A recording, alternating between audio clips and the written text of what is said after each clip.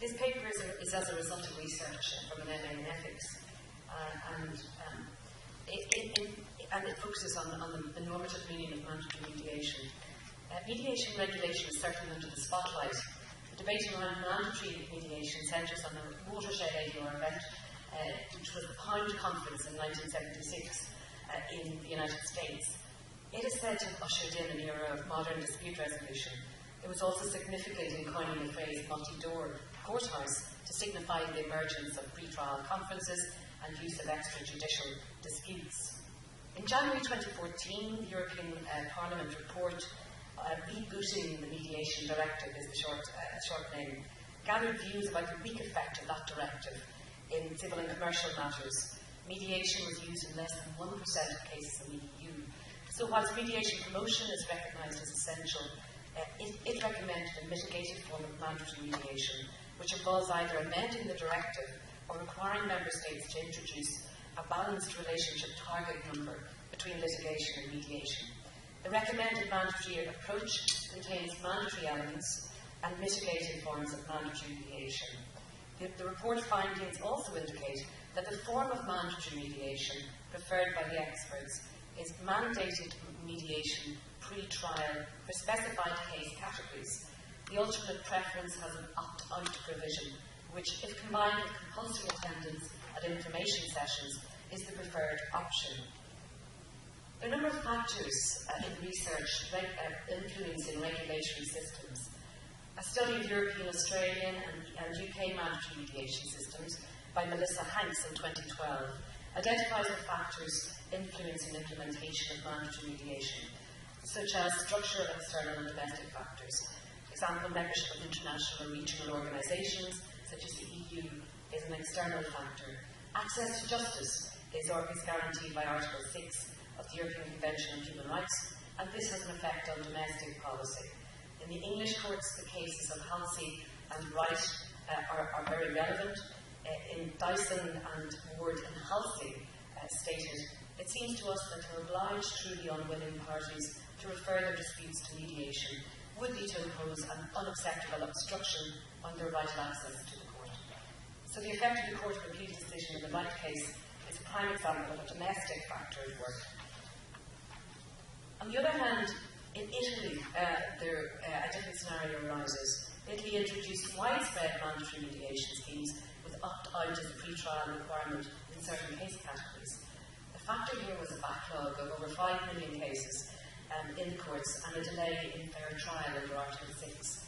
The ECJ judgment of the 18th of March 2010 in relation to the case of Alessini and others against Telecom Italia confirmed that requiring a dispute to be subject to an out-of-court settlement procedure before being heard in court was not precluded by EU law.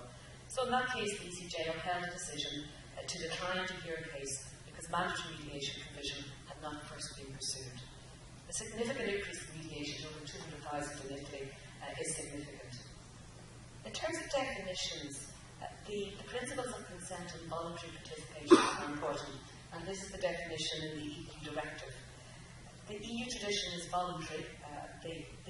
However, the directive permits member states to introduce mandatory elements. Article 5.2 reads, quote, "The directive is without prejudice to national legislation making the use of mediation compulsory or subject to incentives or sanctions," unquote. The Joint Committee on Justice, Defence and Equality report and submissions on the mediation heads of bill also acknowledges mediation legislation and regulation encompassing both law of mediation and law in mediation has evolved over time in some other jurisdictions. The development of a variety of regulatory mechanisms, depending on context used, should be explored here, but this will require a wide and deep understanding of the role of mediation and mediation law.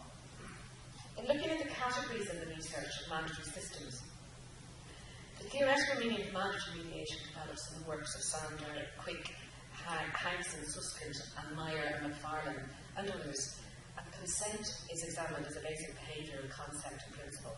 Sander's work plays a significant role, and he said that mediation needed a temporary expedient, giving individuals the chance to experience the benefits of mediation. An assessment of mediation regulatory systems denotes 3 primary systems: which are automatic and compulsory, or categorical, where certain matters referred by the court, or certain matters are referred by the court. This model recommends an opt-out provision, for example. An exemption can be sought if certain criteria isn't met. This form of mandatory mediation is also outlined in the EU study in January 2014, and it's also evident in the Australian family law model. The second model is court-referred or discretionary, which is judicially led, and it involves a referral of appropriate cases to mediation, with the retention of decision in relation to that with the judge and with or without party consent. And the third category the research reveals is a quasi-compulsory mechanism, which involves pre-action protocols, for example, referral by registrars or court protocols, with costs implication if genuine steps haven't been taken in that regard. What also is evident is the effect on consent of these systems.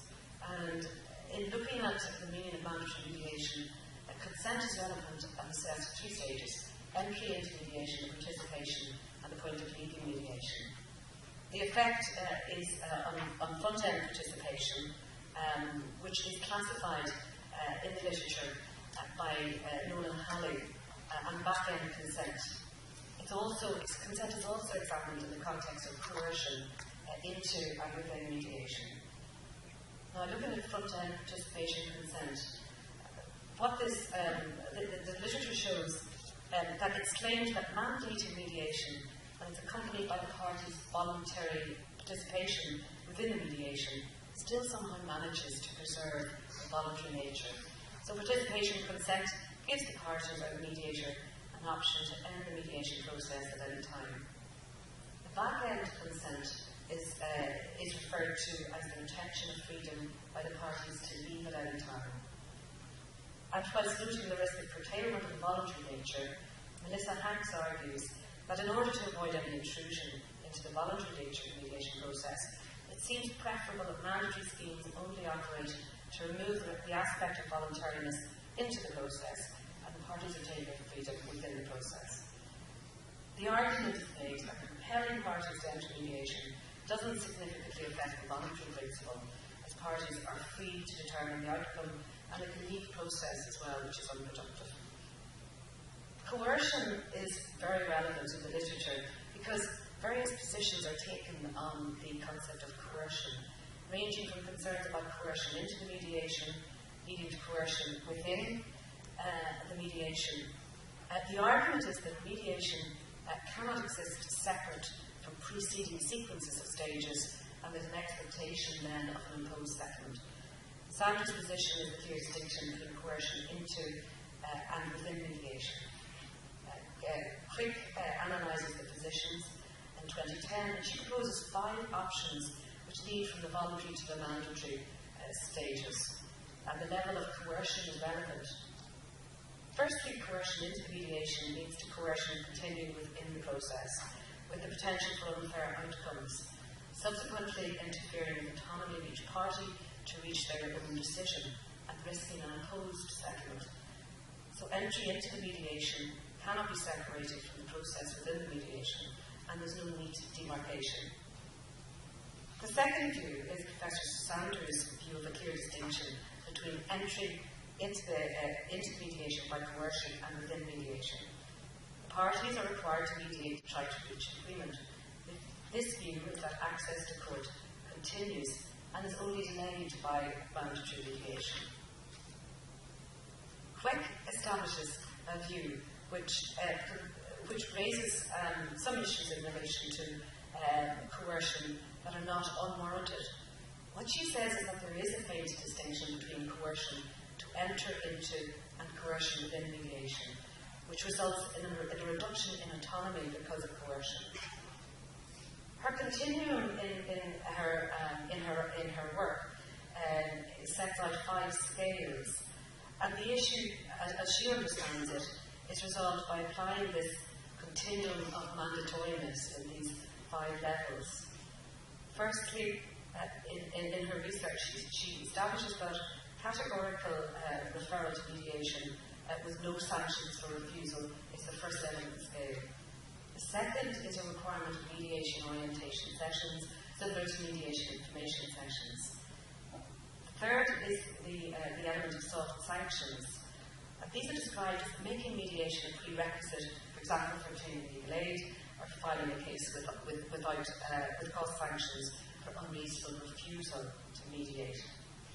The fourth along the scale is compulsory or categorical mediation, with exceptions, where there's an opt-out possibility. And fifth is the hardest end of the scale, where there are no exemptions, and where there are sanctions imposed for non-compliance. So in terms of concluding perspectives on this, the development of mandatory mediation, it seems to me, hinges on the structural developments described earlier in terms of the factors, the structural economic factors that come into play. It is relevant to assess the desired category of mandatory mediation from planning any regulatory system. Meyer describes the need for thoughtful system design. Mandating mediation affects the concept of consent.